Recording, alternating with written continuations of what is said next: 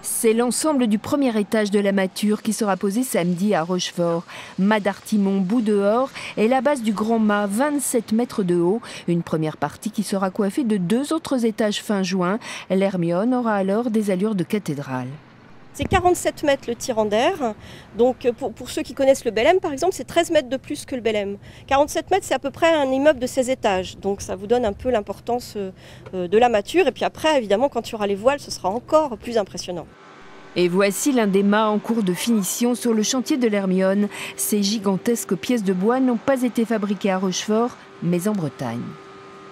C'est des lamelles de pin d'Oregon collées entre elles, qui sont compressées, collées à la résorcine et après tournées dans une énorme machine en fait. Le pin a une élasticité que d'autres bois n'ont pas en fait. Quand le mât avec beaucoup de vent, il peut se fléchir avec une flèche beaucoup plus importante que du chêne ou des rocos. Dans cet atelier, la finition des cordages pour le gréement, confiée à un Suédois.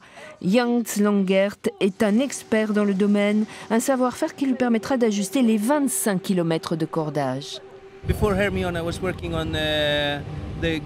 Avant l'Hermione, j'ai travaillé sur le gréement du Göteborg. C'est la réplique d'un navire du XVIIIe siècle, un bateau qui ressemble à cette frégate.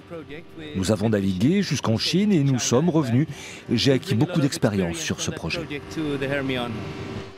Le matage débutera dès 9 h samedi, un spectacle agrémenté d'animations en costume, une nouvelle page de la construction, en attendant la traversée en direction de Boston, toujours prévue pour 2015.